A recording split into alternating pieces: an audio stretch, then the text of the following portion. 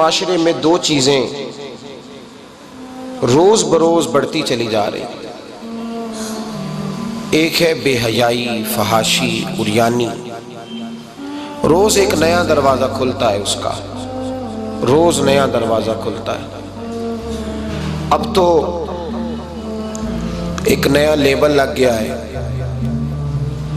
کہ سارا سال گانا باجا کرو، معاذ اللہ جو تمہارے من کی مرضی ہو وہ کرو، اور جب رمضان آئے تو کچھ چند پرچوں پہ حدیثیں لکھ کے ٹی وی پہ بیٹھ جاؤ اور لوگوں کو بتاؤ کہ اسلام شاید وہ والا مذہب ہے جو کہتا ہے سارا سال مرضی کرے، رمضان آئے تو حدیث پڑھنی شروع کر دے، اور یکم رمضان سے 29 تک دوپٹہ سر پہ رکھو اور جب عید والا دن آئے تو اتار دو۔ ہمارا یہ دعویٰ نہیں ہے کہ دین کا کوئی ٹھیکیدار ہے، ہم کہتے ہیں ضرور دین سکھائے، ہر آدمی کو اپنا حصہ ملانا چاہیے۔ تنے تنہا کوئی آدمی کوئی جماعت دین کا کام نہیں کر سکتی، لیکن دینداری صرف رمضان میں نہیں ہوتی، دینداری سارا سال ہوتی ہے۔ اب لوگوں نے دین کو جزوی طور پہ لینا شروع کر لیا ہے، کلی طور پہ لوگ دین کو نہیں اپناتے۔ شادی کے پروگرام منگنی سے لے کر بارات کے بیٹھنے تک سارے کام غیر شرعی ہوتے ہیں، مرد عورت کا اختلاط ہوتا ہے۔ سب سے بری رسم وہ ہے کہ جب جوان لڑکیاں ہاتھوں میں پھول لے کے دولہے اور اس کے دوستوں پر پھول پھینکتی ہیں، باقی ہر آدمی ڈرائنگ روم میں بیٹھتا ہے، ویڈیو والوں کو اجازت ہوتی ہے کہ وہ گھر کے ہر کونے تک پہنچ سکتا ہے۔ سارے کام غیر شرعی ہوتے ہیں اور جزوی طور پر دین پہ عمل ہوتا ہے۔ نکاح کا وقت آتا ہے تو کہتا ہے چپ کر جاؤ تھوڑی دیر کے لیے، بینڈ باجا بند کرو، ہم مسلمان ہو گئے۔ مولوی صاحب نکاح کے لیے تشریف لاتے ہیں، بیچارے چھپے بیٹھے ہوتے ہیں کسی کونے میں، چند کلمے پڑھا کے جب دعا کر کے چہرے پہ ہاتھ پورا نہیں پھیرتے تو پھر وہی تماشا شروع ہو جاتا ہے۔ جزوی طور پر لوگ دین پہ عمل کرتے ہیں۔ میرا رب فرماتا ہے یا ایھا الذین آمنوا اتقوا اللہ حق تقاتہ، اے ایمان والو رب سے ڈرو، اتنا ڈرو کہ جتنا ڈرنے کا حق ہے۔ وَلَا تَمُوتُنَّ إِلَّا وَأَنْتُمْ مُسْلِمُونَ، اور فرمایا یہ نہ ہو کہ تم مسجد میں مسلمان ہو اور بازار میں نہ ہو، اور ایسا نہیں ہونا چاہیے کہ جب تو تم زندہ ہو تو مسلمان ہو اور صبح مسلمان ہو تو معاذ اللہ شام کو کافر ہو، ایسا نہ ہو۔ فرمایا تم نے کلمہ پڑھا ہے تو میرے محبوب کے غلام وہ مرتے دم تک مسلمان ہی رہنا، اب مرتے دم تک مسلمان رہنا، دیکھنا دامن دین تمہارے ہاتھ سے چھوٹ نہ جائے۔ دو باتیں عام ہو گئی امت مسلمہ، عام، ایک فحاشی عریانی عام ہے اور روز بروز اس کا نیا رنگ ہے۔ اب تو میں نے کہا مذہب کا ساتھ لوگوں نے تھوڑا سا ذائقہ لگا لیا ہے، کہتے ہیں نہیں رمضان میں نمازیں پڑھ لیں گے، خیر ہے، بچ جائیں گے، چھٹی ہو جائے گی۔ وہ میں ہی کیوں نہ ہوں، میں ہی کیوں نہ ہوں، عورت کے سامنے کھلے منہ بیٹھنے کی کسی کو بھی اجازت نہیں، کسی کو بھی اجازت نہیں۔ کسی نے حضرت سیدنا جنید بغدادی سے کہا تھا کہ اگر مرد عورت نیک ہوں تو پھر تو درس و تدریس ہو سکتی ہے نا، پھر تو پڑھا سکتے ہیں نا ایک دوسرے، نیک ہو پرہیزگار ہو۔ تو دین چونکہ میرے رسول پاک کا ہے صلی اللہ علیہ وسلم، یہ کسی ایک شخص کے اٹھ کے نئی بات کرنے سے اور اس کو نیا جدید کو ٹانکا لگانے سے بدل تھوڑی جائے گا۔ حضرت جنید بغدادی سے کہہ دیا کہ حضرت جی اگر دو بندے نیک ہوں تو پھر بات چیت ہو سکتی ہے۔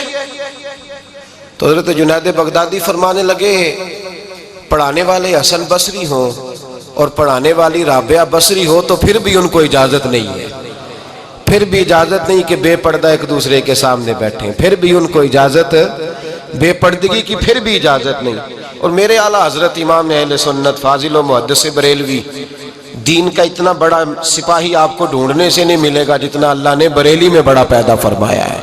اور ہر محاذ پر کسی نے کہا حضرت جی بے پردہ بی بی مزار پہ جا سکتی ہے، اجازت ہے؟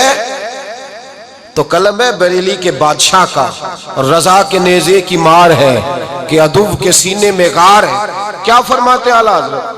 آپ فرماتے ہیں کیا پوچھا تم نے بے پردہ عورت مزار پہ پیر کے پاس جا سکتی ہے؟ میں یہ نہ پوچھو، احمد رضا سے یہ پوچھو کہ جائے گی تو لعنتیں کتنی برسیں گی، یہ والا سوال پوچھو۔ عام ہے بے پردگی، عام، کھلے عام۔ اور میرے بھائی لوگ کہتے ہیں جدید ہونا چاہیے، یاد رکھو اسلام فقط گناہ سے منع نہیں کرتا، اسلام وہ دروازہ ہی بند کرتا ہے جس رستے سے گناہ ہو سکتا ہے، وہ دروازہ ہی بند ہے۔ کہا مرد اور عورت کو ایک دوسرے کا چہرہ دیکھنے کی اجازت ہی نہیں۔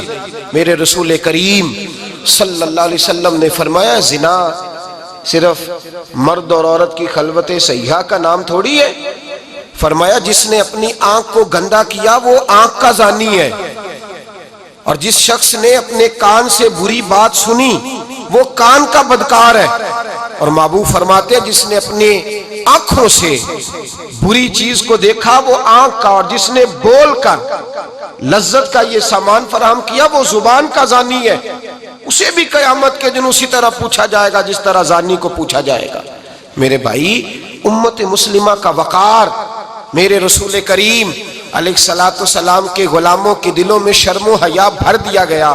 علامہ واقدی کہتے ہیں حضرت سعد بن ابی وقاص نے مدائن فتح کیا۔